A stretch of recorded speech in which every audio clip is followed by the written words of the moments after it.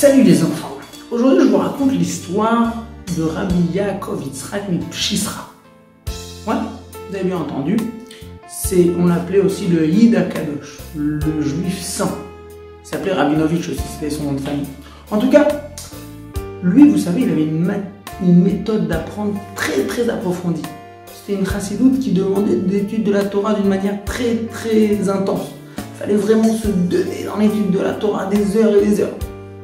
Et des fois, il avait des questions hyper profondes, hyper dures. Il disait pas je vais voir demain. Il se mettait les mains, la tête entre ses mains, il restait concentré. Des fois pendant 5, 10 minutes, une demi-heure, 1 heure, 2 heures, des fois même 3 heures, 4 heures, il bougeait pas tant qu'il n'avait pas la réponse. Et tous ses élèves, ils étaient autour de lui. Et on dirait qu'il y avait comme un ange qui venait lui raconter la réponse. Mais il ne bougeait pas, tellement que c'était quelqu'un qui était kadosh.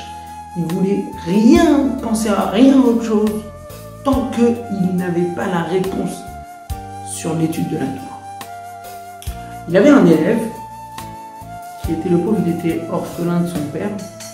Mais il avait encore sa maman. Et cet élève, une fois, il avait prié le matin beaucoup de temps. Et après, quand il est arrivé, il ne voulait pas rater l'étude avec le Rabbi Yaakov Yitzhak Mipshisra, son rabbi. Donc il est venu tout de suite, mais il n'a pas mangé. À un moment, le rabbi, il arrive dans une question, il dit « Ouh, c'est une question dure, je vais devoir me concentrer. » Et là, il se concentre. Et on sait qu'il en a en général une demi-heure, 1 heure au moins. Alors lui, qu'est-ce qu'il s'est dit? Il a dit « Je vais aller vite chez moi à la maison, manger quelque chose parce que j'ai rien mangé depuis ce matin, et je reviens vite. » Ça prend 10 minutes, un quart d'heure pour aller à la maison, 10 minutes, un quart d'heure pour revenir, un quart d'heure pour manger là-bas. Comme ça, je rate rien. J'espère qu'il ne va pas avoir la réponse trop vite, sinon je vais rater. Il court, quand j'arrive à la maison.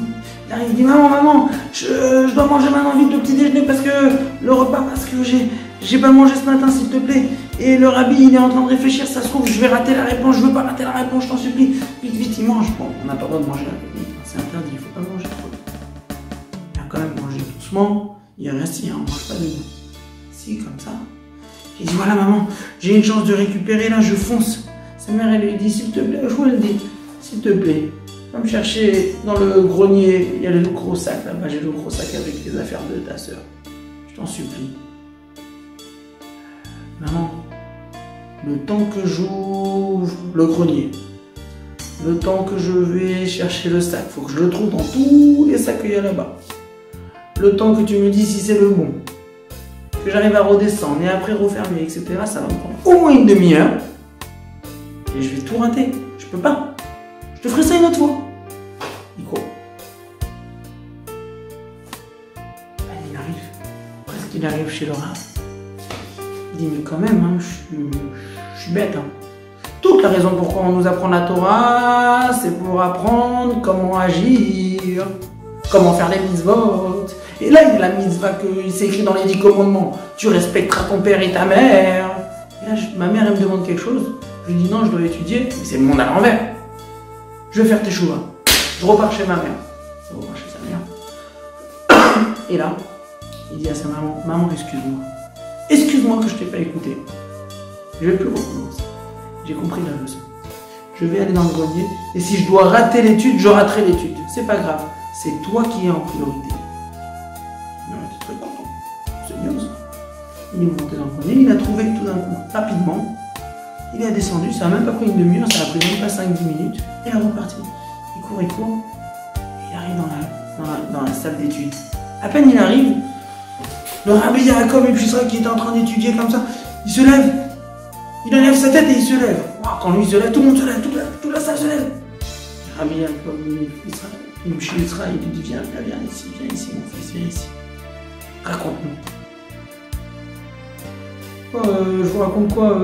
En fait, j'ai pas mangé ce matin, je suis allé manger très vite. Et après? En fait, ma mère voulait les affaires du grenier. C'est bon? Raconte mon fils, raconte. La vérité c'est que au début je lui ai dit non. Je suis revenu. Après, j'étais presque arrivé au Beth Midrash. Je vous jure, j'étais presque arrivé. Hein. Mais après, j'ai pensé que c'était pas beau, quoi. Je suis reparti chez ma maman. Et je lui ai sorti le paquet du grenier. Elle m'a dit merci. Et je suis revenu. C'est bien, mon fils. Maintenant, je vais te dire quelque chose. Je cherchais la réponse depuis tout à l'heure, j'arrivais pas. Ça fait presque 1h30. Quand tu es rentré dans la salle, tu n'es pas rentré seul. Toi, tu l'as pas vu, mais moi, je l'ai vu. Il y avait Abaye avec toi. Abaye, oui. Abaye, le grand tzaddik qui parle dans la Gemara et tout ça, qui s'est écrit dans lui-même dans la Gemara, lui, il est rentré avec toi. Hein? Moi, j'ai pas vu personne. Tu l'as pas vu, mon fils. Moi, je l'ai vu. Et c'est même lui qui m'a donné la réponse. Ah ouais? Et pourquoi il est venu avec moi? Eh bien, il est venu avec toi, tu sais pourquoi? Parce que Abaye, le pauvre, il n'a pas eu de parents. Quand sa mère, elle était enceinte de lui, son père, il est mort d'une maladie. Et quand il est né, sa mère est morte en l'accouchant. Donc il n'a jamais connu ni son père ni sa mère. Il n'a jamais pu faire la mitzvah de Kiboud Avaim, de respecter ses parents et de faire honneur à ses parents. Donc il a demandé à Hachem que chaque fois qu'il y a quelqu'un qui fait une bonne mitzvah de Kiboud Avaim, comme toi tu as fait quelque chose, tu as refait demi-tour, etc. Alors Abaye t'accompagne. Et c'est pour ça que tu as eu le mérite que Abaye t'a accompagné. Et comme il est venu ici, il nous a donné la réponse.